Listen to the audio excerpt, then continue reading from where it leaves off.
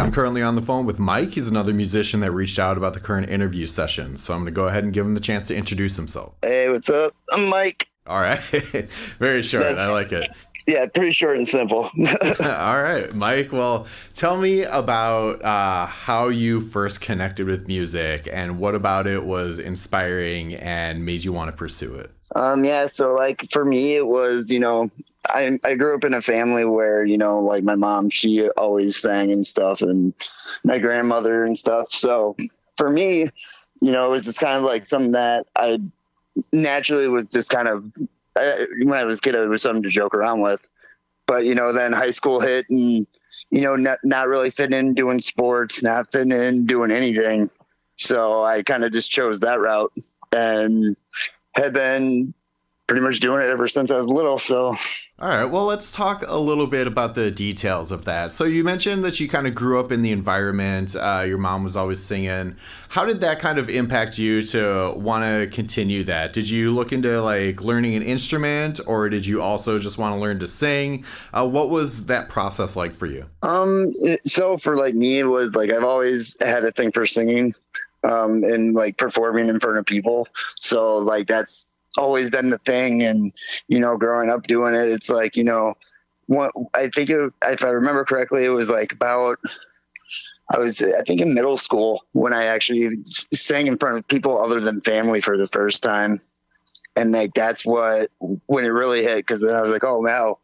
Like now there's bands and stuff. And I didn't, I started doing country and, your pop music and all that.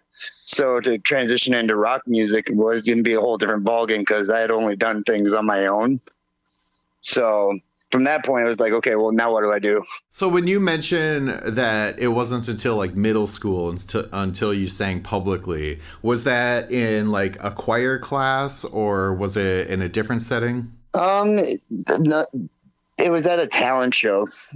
Me and a buddy, I had a buddy that I was in school with, and he's was all about doing like the Beatles music and all that stuff. So he's like, hey, let's join the talent show. So we did. And we ended up doing Linkin Park's in the end.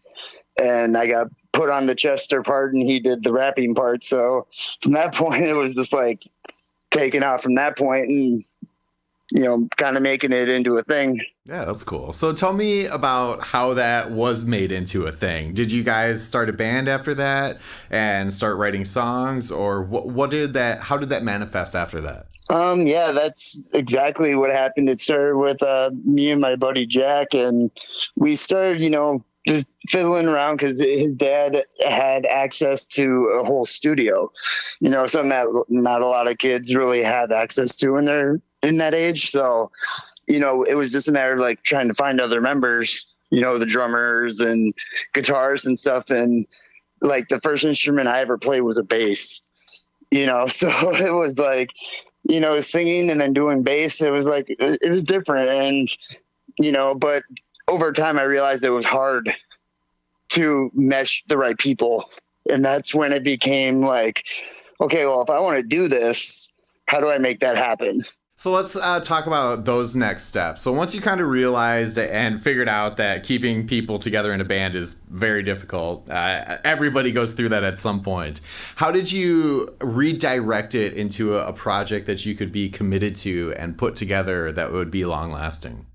So originally, that was always the hardest part was, finding enough people that had the same taste and the same music as you and had the same goals as you musically. And so what I ended up doing is I made sure I knew enough of each instrument to where I could write my own songs and then record them and then put them out myself and then find everyone else after the fact.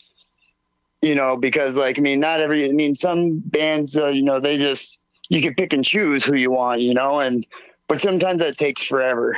So I basically learned how to play everything and how to do it, at least the basics of it to where I could still put out music I'm loving and enjoying. Sure. So you mentioned that you had like a recording situation going on with your friend's dad. Is that how you have produced your music, or did you eventually kind of figure out your own way to do that and get your own little project studio? That's how it started. And then I ended up moving back to the States from Australia. So I went from Australia to Florida. And when I came back to Florida, that's when, I got my first MacBook. And that's what really started it, was getting the MacBook because it had GarageBand on it.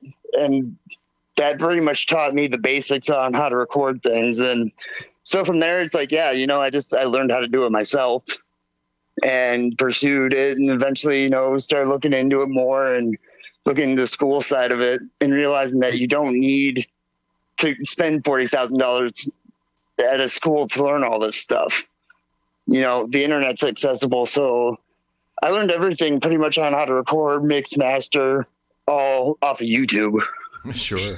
That's an absolutely viable way to do it. I mean, not everybody who makes music needs to go through that process of getting a degree and being educated like that, because a lot of people kind of have an intuitive instinct for it. Yep, exactly. Okay, perfect. So let's talk about what this project is. Tell me about your music and how it kind of came together and what it is that you're actually making music about. So, for me, a lot of the music that I write is based off of life experiences. I want it to be music that anybody can relate to. It doesn't, so like one song could have 10 million different meanings to 10 different people, and recently I had just parted ways with the band I was in, that I helped start with a couple buddies of mine, and they just wanted different things than I did. And so they parted ways with me after our second show out, which is fine. I wish them nothing but the best. They were more introverted. I'm very extroverted and wanting to get out there and be on a stage all the time. They're more they want to stay in the garage. So that's how I took it. But right now, a project I'm trying to get off the ground is a band I came up with in my head that I've been trying to do for years, and it's called Divide the Eclipse.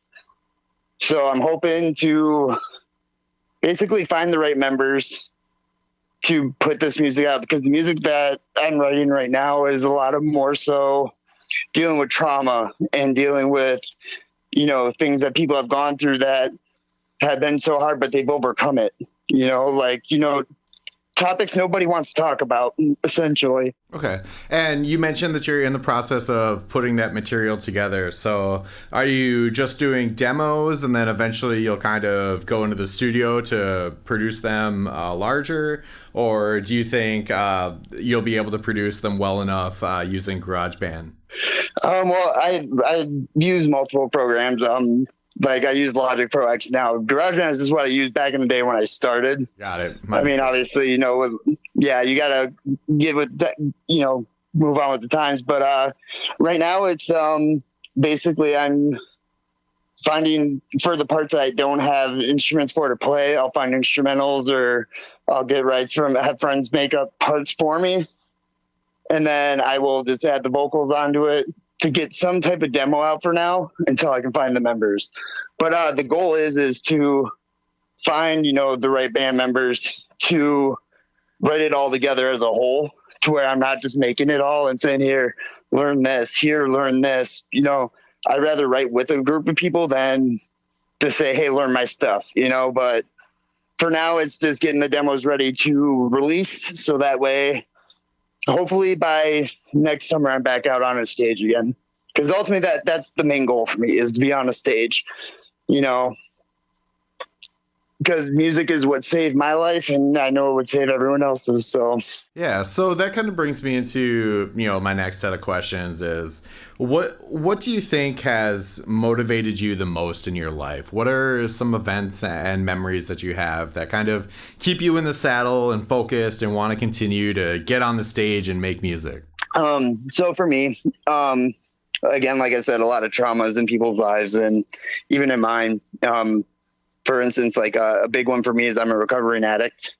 So I've been taking a lot of steps to, make music that helps people get through, being an addict, or even things that help them through, like things that nobody wants to talk about. And For me, I guess a lot of the memories that I had, good and bad, I mean, I like before I started really taking the music seriously, it took me overdosing and almost completely being dead to realize like, no, I was put on this planet for a reason. And I started, really digging deep into my music, and that's what really pushed me to keep pushing forward. Cause I noticed like some of the songs I was writing were not only helping me get through my pain and my suffering, but it was helping other people as well. And when I realized that it was starting to help other people, that's when I really decided like, this is what I need to do with my life. If I could do anything in this world, it's going to be helping someone some way. And the only way I really know how to is with my music. So that's the main goal of it all, is to really just be there for people that need it. Be the quote unquote, voice for the voiceless, because there are people that don't know how to get these feelings off their chest or know what to say or how to say it to people. And me, I could take any song that I hear and find some type of meaning in it for myself. So that's kind of where I'm at with it now. Sure. Perfect. So you did mention that the project that you're working on is Divide the Eclipse. Where can people find that and check out any other stuff that you want to promote? So right now, I am working on a 3-song EP. That's 100% solely produced, mixed, mastered, recorded all by me. And I will be actually, the first single is going to be out in 2 weeks. So I'm going to start putting up teasers for it on my Facebook page.